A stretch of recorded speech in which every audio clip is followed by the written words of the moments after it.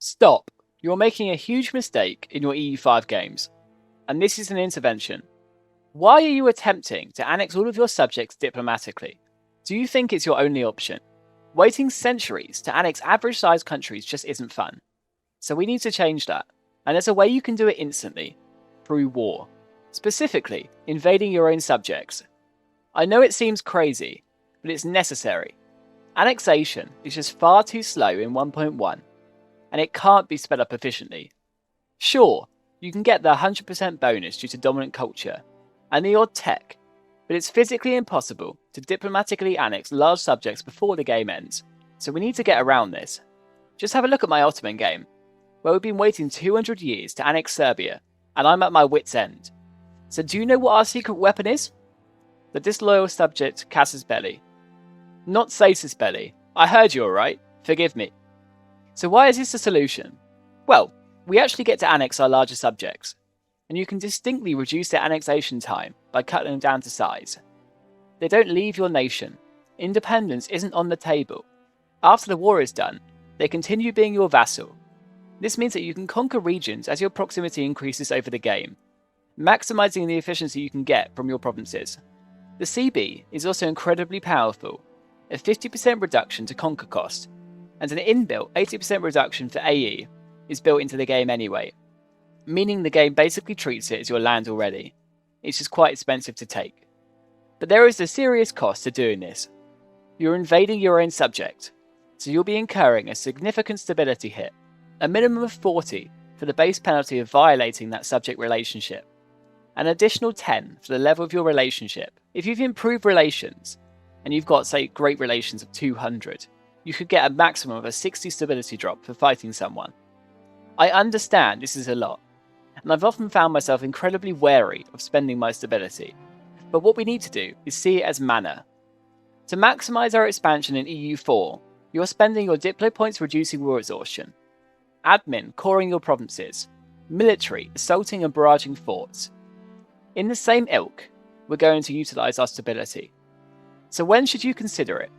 The casus belli requires a disloyal subject, so you can obviously use it on those actually disloyal, curtail their stupid ass ideas of independence and teach them a lesson.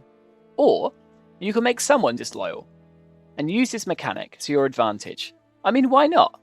What have you got to lose? Personally, this much stability investment means you have to make sure it's worth it. So a subject that you just can't annex in a realistic time frame is a really good example for me. Or somewhere with really good regions that you just can't wait for. I think for me, Serbia is a perfect example of both of these, and I absolutely should have used this strategy on them over a century ago. They've got really good RGOs that we can exert control over, and by reducing their size, we make them closer to full annexation. So let's rectify my previous mistake. How do we actually do it? Well, your subject needs to be below 50 loyalty, which then unlocks the ability to fabricate the CB and declare war once it's generated. It will take about 18 months to generate, so plan a bit of a time lag. I'd recommend preparing for this by keeping relations low and foreplanning this strategy to reduce that stability and loyalty impact. But if you need to make your subject disloyal, a little trick I know is to reduce your diplomatic investment slider temporarily, as it gives loyalty when you're spending money on it. But if this isn't enough, I'd recommend a temporary debuff to loyalty, staying as close to 50 as possible to stop it becoming a long-term problem.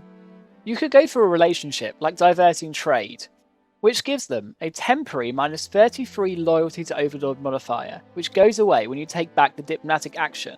Or you could go down the route of seizing territory, which gives you land, reduces the amount you need to annex them, and gives them a semi-temporary increase of 10 liberty desire that will decrease over time. Now, once your CB has arrived, as long as your subject is still disloyal, the ability to declare war on them is enabled. So let's go ahead and go for it.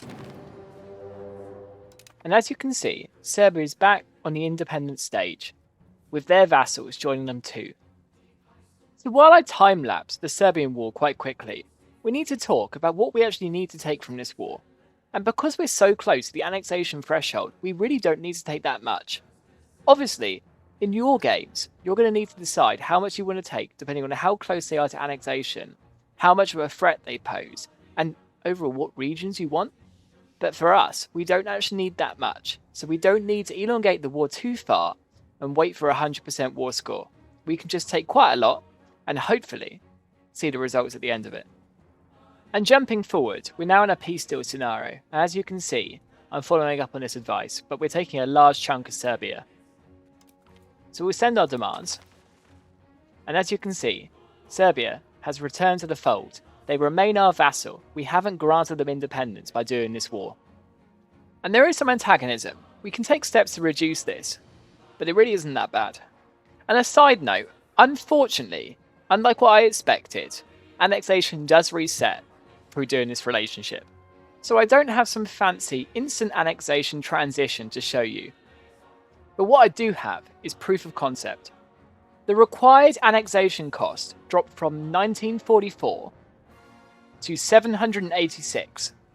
So if I had done this war 100 years ago, they'd have been annexed for 70 years by now. So, knowing this quite important caveat, what do you need to do to maximize the strength of this strategy and make sure it's worthwhile? Is don't be scared to make too many vassals or too large vassals, as you can always cut them down to size later on. Consider your stability like mana points. It's to be used, not to be ignored, just for your tax base. Because if you're taxing people less, it just goes more into your estates, and they make buildings for you anyway. And consider which subjects you can reasonably annex in a normal time frame, like we thought Serbia would be, versus subjects that perhaps would only take a few years, or maybe a decade at most. Because obviously, that's going to affect which ones you decide to use this status belli on, and that ginormous stability hit.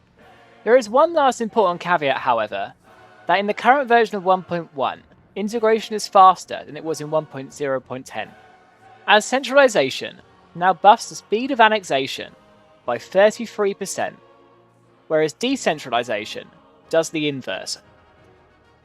Additionally, diplomatic spending now increases your base speed of annexation by 0.5 at 100% investment. That is gigantic, not only just for that input, but your percentage increases on top of that, such as a vassal being much smaller than you, or your cultural relationship applies on top of that, as well as the base value. Which means that my Imperial campaign, trying to annex Serbia, will be done a lot quicker in this patch than the previous one. However, it's still worth it to cut down your big vassals in size. You just need to make sure you choose the right moments. If you've learned something, please consider subscribing and helping the channel out. And if there's anything in particular in 1.1 that you're struggling with, let me know in the comments. I've got another great video for you to watch on screen now. Have a great day, and I'll catch you in the next one.